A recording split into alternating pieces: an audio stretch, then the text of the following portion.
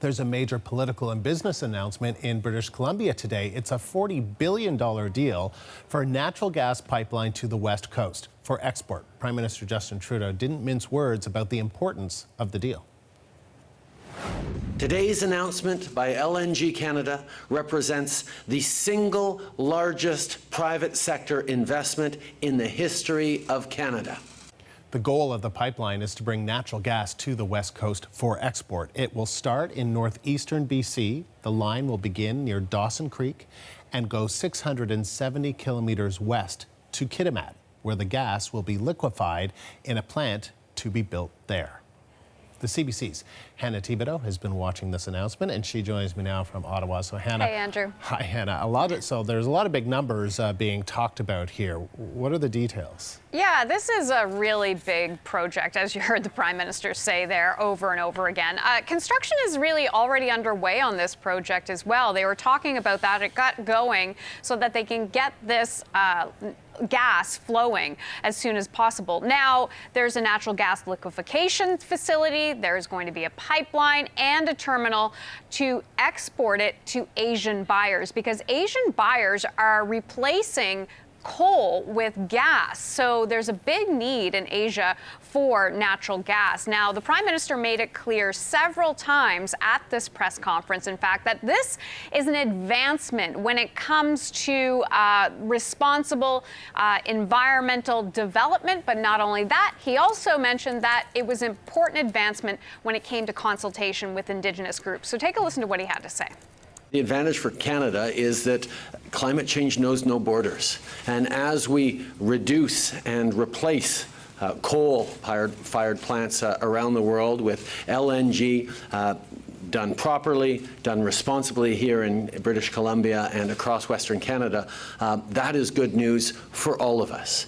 These are the kinds of steps we need to take to demonstrate that we are thoughtful about where the world's going and we're doing it responsibly, and that Canada is a key partner in moving in the right direction. So, Hannah, do you think there's a political message in all of this? Yeah, let me see. You can't see him in the frame there, Andrew, but Premier John Horgan, the BC Premier, was there as well. And at this announcement, this is Prime Minister Justin Trudeau and Premier Horgan.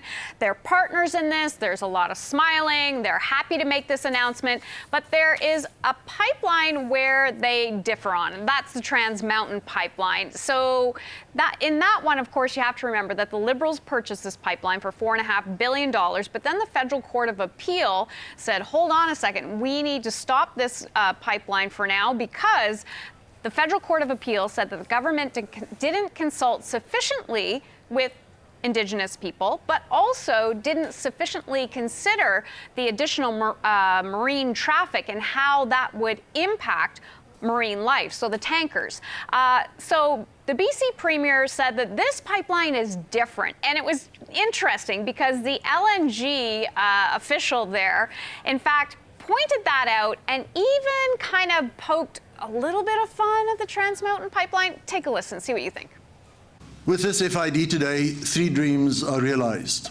The first one is it validates the reality that in BC, projects can be done if it is done in the right way when it comes to resource development through a process of building relationships before we build the project. The second one is that we've taken the first FID for a British Columbian LNG project to show Prime Minister that it can be done in Premier Horgan's province. After that, there was a little bit of a pause, which you didn't hear there, and he said essentially that he didn't mean any jab by that, but you could really hear the inference in that by saying, look, you can get these types of projects done if you do them properly. So construction has started on this already, and they expect to have the gas starting in 2024, Andrew. All right, Hannah, thank you. The CBC's Hannah Thibodeau in Ottawa. This story has economic implications, environmental, and, as you heard, political. To talk more about that, we connect with Catherine Harrison. She is a political science professor at the University of British Columbia and joins me from Vancouver. So, Catherine, Prime Minister Justin Trudeau says this new natural gas pipeline is the largest private investment in Canada's history. What's your reaction to the announcement?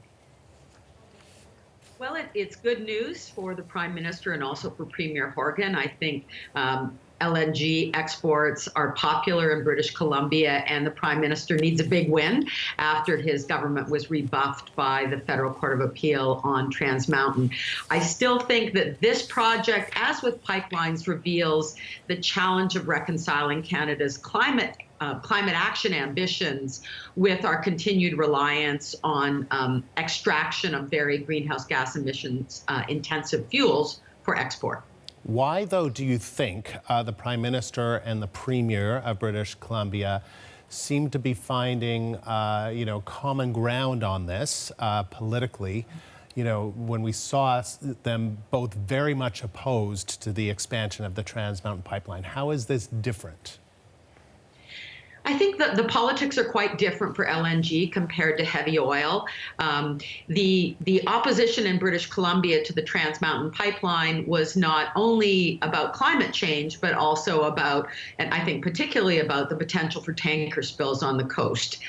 What bitumen would do, the prospect of oil either washing up on the coast, affecting sea life, or sinking. And I think those issues are not as much of a public concern in the case of natural gas. So there's stronger support. It's always a winner for a politician to announce a very big new investment that will create jobs. They tend to focus on the number of jobs in the construction phase, but a project of this scale also creates several hundred ongoing jobs.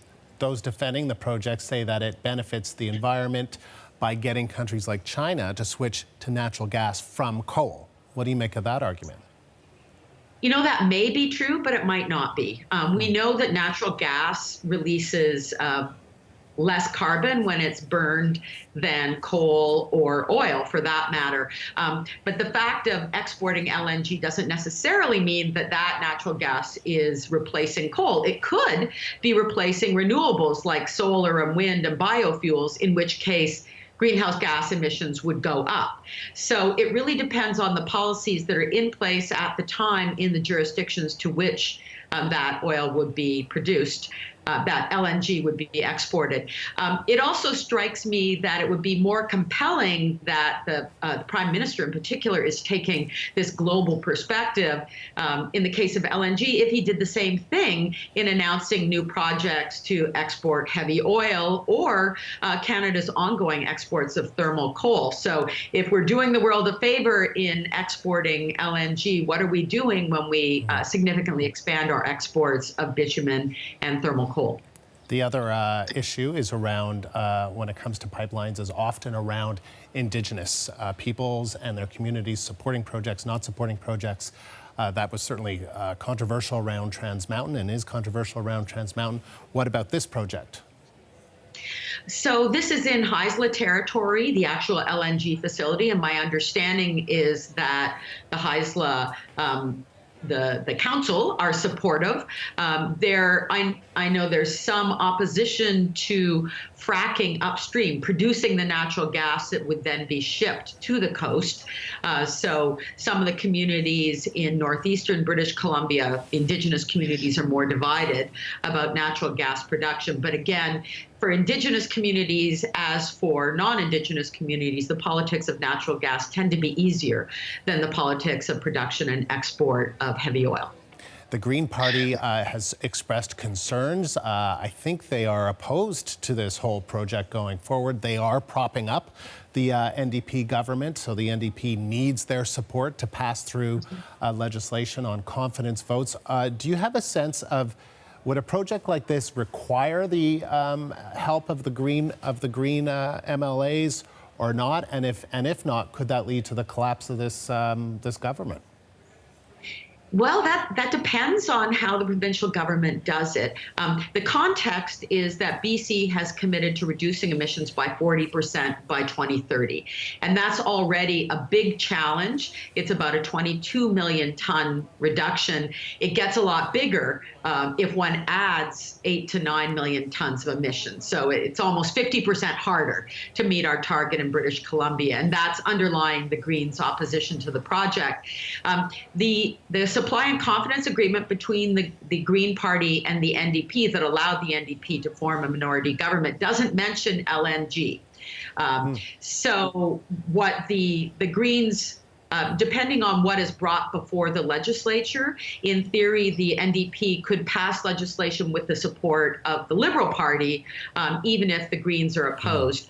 What the Greens are likely to do is look very hard at that NDP Green agreement that the government is committed to developing a climate action plan to meet that 40% reduction target by 2030. And that would be the moment where they would could pull the plug on the government if they're not convinced that that plan is credible. All right, Catherine, thank you. That is UBC political scientist Catherine Harrison. She is currently a visiting professor at the University of Ottawa.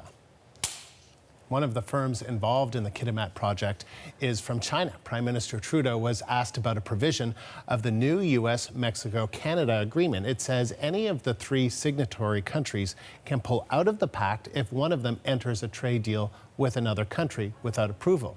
Trudeau was asked if that hinders Canada's ability to sign agreements with Beijing.